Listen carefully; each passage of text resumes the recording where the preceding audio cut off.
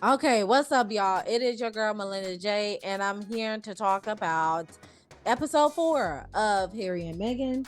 I got a chance to watch it, and I got some thoughts on it.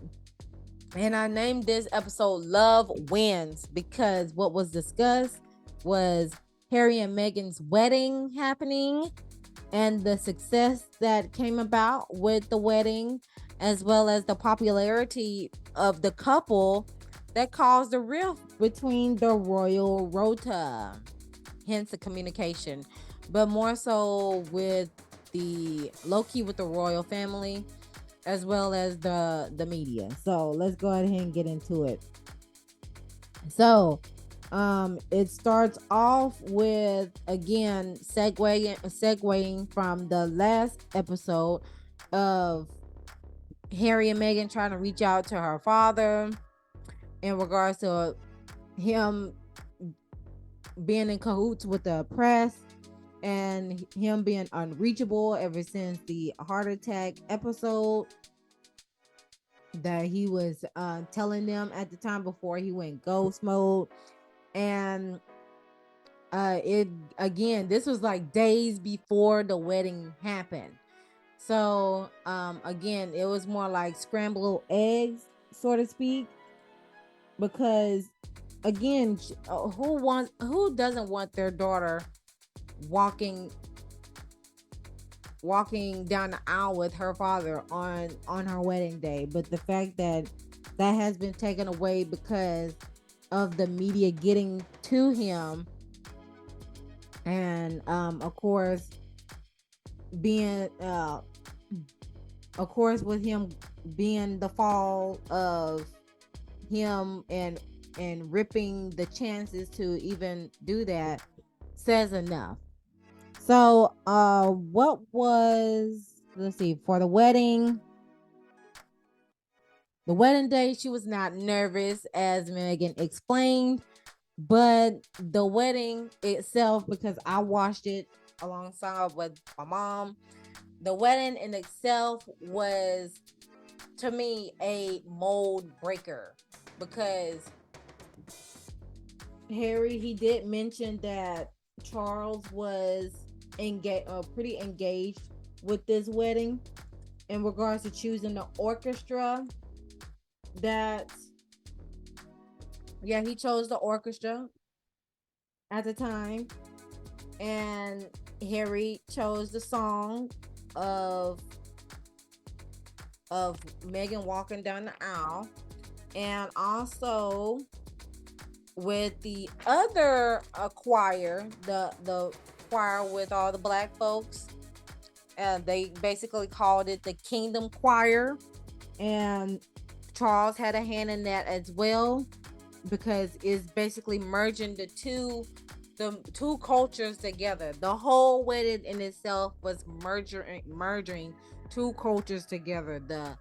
The UK side with the orchestra and the setting, the protocols for marriage within the royal family, and then you have the other side, the American side, where the American black side with the Kingdom Choir, as they call them, the best of the best people coming together as one and being synchronized and singing a song. Um, and the song that was sung at the time was "Stand by Me." Um, again, that set a precedence. That set it set a signal between the marriage between Harry and Meghan, again, that this is a chance for the monarchy to be modernized, because everything was merging together at once. And of course, Meghan and her mom were in the car by themselves, because usually it'll be the bride by herself and then the parent will be in a different vehicle. But this time, Mary, well, I want to say Mary. This time, Meghan and her mom, Doria, were in the car together to go to the chapel to get married, basically. So let me see what else I written down. But other than that, Meghan, she was not nervous at all. And of course, with the, let's see, what else? Yeah, broke the mold of the merge of two cultures, two countries, and two individuals. And right after the wedding, let me see if there's anything else that I wrote down on here. Oh yeah, the reception was at St. George Hall, and Harry and Meghan, they chose the Land of Thousand Dances, of a Thousand Dances, as the first song. So something upbeat to jiggle and to jig with, and not something lovey-dovey, because that was lovey-dovey at the ceremony. So it was a nice little pick me up as the first dance. And they live on after the wedding, they lived on palace grounds in Nottingham Cottage. So it's like a little cottage behind or around Kensington Palace. And let's see what else. And that's what segued immediately after the wedding was the first royal engagement with the queen, with the Grenfell fire, which led to not only displaced families but individuals that have lost their lives. And I'm glad they showed a clip of the event, because I couldn't figure out for the life of me what happened and what took place. But it was that tall building outside of Kingston. Oh, was it outside of Kensington? Because Kensington is basically a rich suburb, and then on the other side there was like Greenwell, where it's heavily where a lot of immigrants reside there. And also, let's see, and yeah, they show clips of the incident happening. And of course it was a tall building, of course, and with all those peoples. And right off the bat, I'm like, there is no safety stairways, and the only way to get down is if you either jump out of the window, or you just got lucky and happen to be at the lower portions where you can go get out quicker.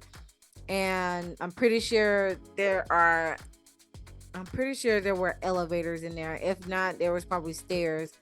But at this point, I feel like if there are tall buildings like that and there's no patios outside, or there's no escape stairwells amongst those buildings, at least whenever the fire breaks out or whatever incident that's breaking out, if there are stairs, if you're not able to take the elevator down and you having to take the stairs need to just get to where they collapse into like a ramp. That way people can just run and not having to worry about going down the stairs, because I'm pretty sure there are people that are not able to go down the stairs quickly as other people can, and they have to literally take their time getting downstairs, or else they'll fall and hurt themselves.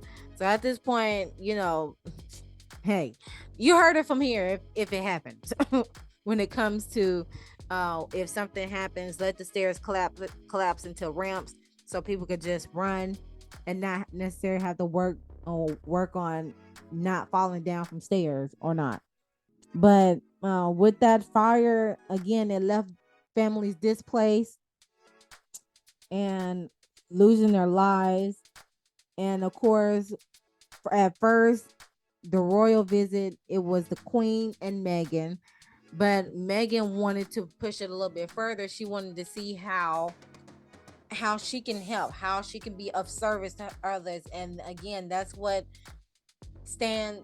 makes her stand out, and especially what make her and Harry step out from the other royal family, because Meghan had paid a visit to the families who were displaced at the mosque, where they would cook twice weekly because they couldn't use the kitchen on a weekly basis, but they would use the kitchen to make dinners and of course keep the peace going and help each other from the grieving process, and the list goes on. And again, it just shows the humanity that we can have for one another, and no matter what background, what race, whatever economic background that we come in, the common goal is to get back to normalcy and having support and community with each other. So she got her bootstraps on, went into the kitchen, helped with cooking and preparing the food.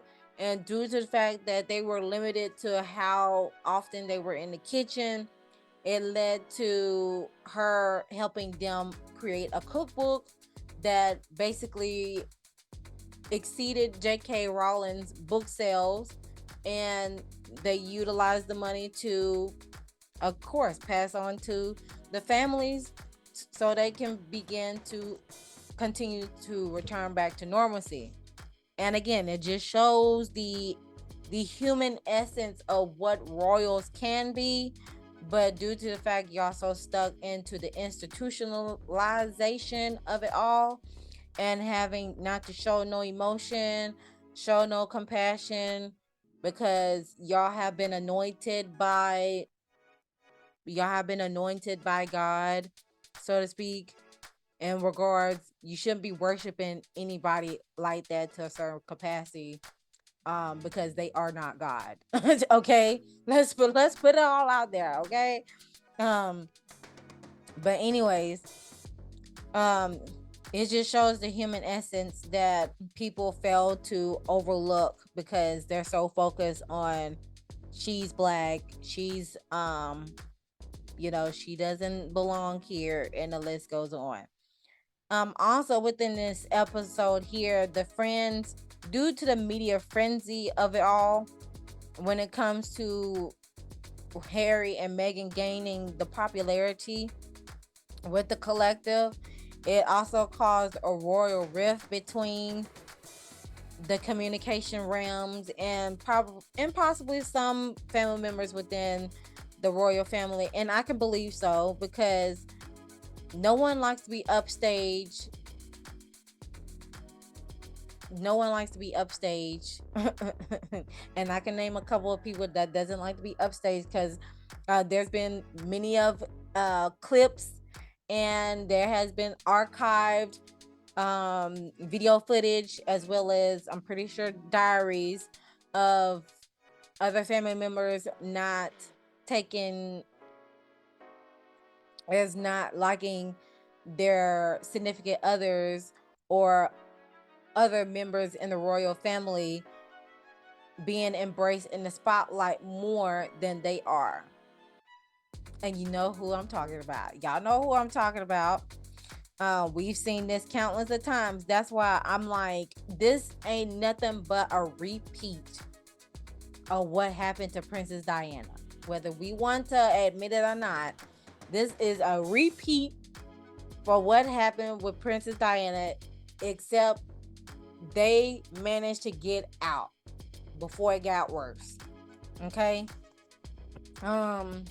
Other aspects that came from this episode that I thought was pretty good was let's see. Oh yes, yeah, journaling throughout her pregnancy with Archie.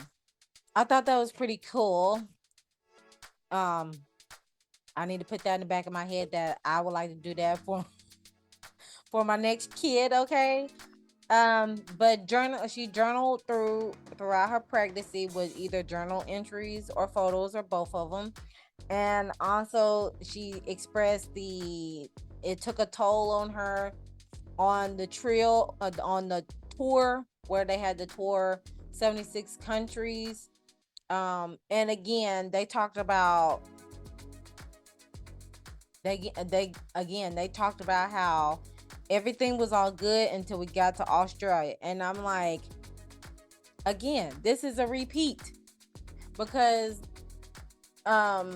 everything was all good with Charles and Diana, low key, until they got to Australia. Now it's happening the same way with Harry and Meghan, all because of protocols that are happening. Well, in their aspect, is just the embracing that they're getting from the public. So again, what did they do? It goes through the royal rota again. Like, okay, let's roll the tapes on how we can put them in the box, put them back in their place. No, they don't need to outshine anybody, any other senior official in the family. And the list goes on. Let's figure out how we can put them back in their place and know that they're not above reproach. So again, they put the trope out there that Meghan was this angry black woman. She's a diva. Basically just rationalized anger.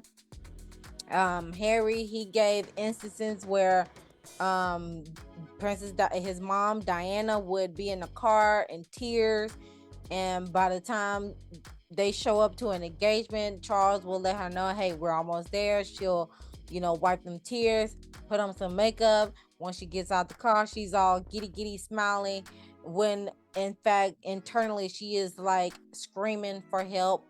And in that regards, that is a reflection to how it's happening again with Meghan.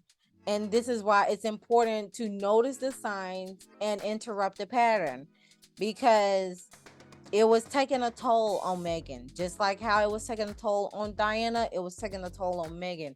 And the saying that what happened with Meghan, when Harry brings the attention to his family about how Meghan is feeling at the time, they will be like, oh, my wife already suffered through that. What makes her different? What makes Meghan different is because we're dealing with real lifetime media. Okay, we're not dealing with just the press that they're used to, that they can control. It's the press and then social media. It's a whole nother monster in itself. And at the same time, she is biracial. It goes back to the race thing again. Why? Because she's being portrayed out there as if she's the angry black woman, and she's not. And she's being portrayed out there as if she's a diva, and she's not. Yes, your wife went through it. Yes, you went through it. But did you do something in the midst? Did you go the distance to make sure you and your family was okay? If not, shut your mouth.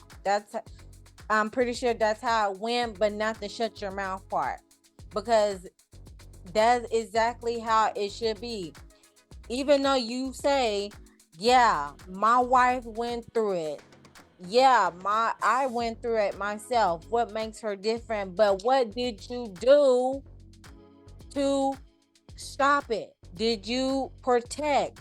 Did you ensure that it was gonna go away? Or did you just let it, or did you just kept quiet and just hope and pray to God that it would just blow over? What did you do at that moment that you was like, okay, enough is enough? Or we just gonna let it ride out. It's going to ride out. That's the key factor in this when it comes to whenever Harry is explaining his concern about him and his wife, but especially with Meghan and her mental health in regards to how she is being perceived by the media and then some.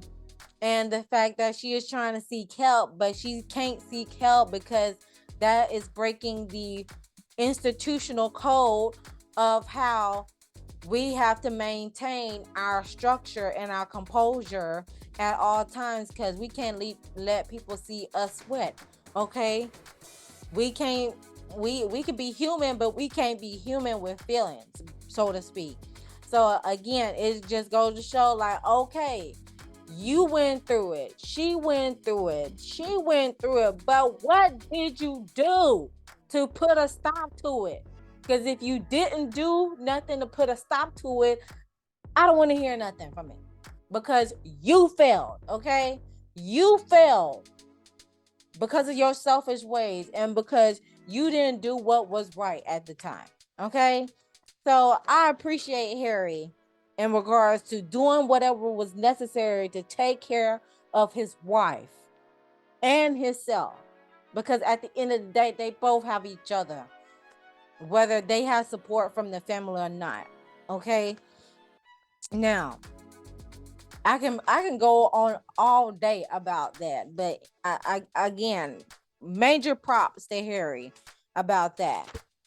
And let me see if there's anything else that I wrote down with episode 4.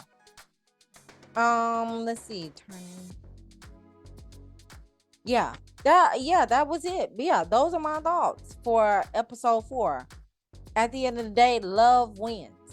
And that's exactly what happened. Love won, because what has happened before is not going to be repeated as of now. So it's all about interrupting that pattern so we can be able to progress forward. And so we can progress forward, because at the end of the day, I do want to add this on. Her friends did go to People Magazine because they had a friend over at People Magazine to help assist in shifting the focus back on the true essence of who Meghan is and not how the media is perceiving her to be. Starting with the baby shower, starting with the article, and then it led to the baby shower. But again, it just flipped the script right back to, oh, she's using taxpayer money to go over to New York, having this extravagant baby shower with all these women. And at the end of the day, every single one of those women who participated in that baby shower were independent women who are very self-sufficient, whether they are married or engaged or by themselves, and wasn't no taxpayer money used for the baby shower that Meghan had when she was pregnant with Archie. So catch that tea. Try again. All right. But other than that, that is what I have for episode 4. What I learned about episode 4 is that if you don't interrupt that pattern now and figure out what you can do differently than others didn't do before you, then you might as well just sit on back just like the rest of them and let the pattern keep continuing until somebody else come on and shake the table and do what is right, not only for themselves but as for their family. That's what I learned from episode 4 as a whole. But be sure to leave your thoughts and comment down in the comment section below. Be sure to like, share, comment, and subscribe. Hit that notification bell so you know next time I upload a video. And I'll see you guys in episode 5 review. Bye.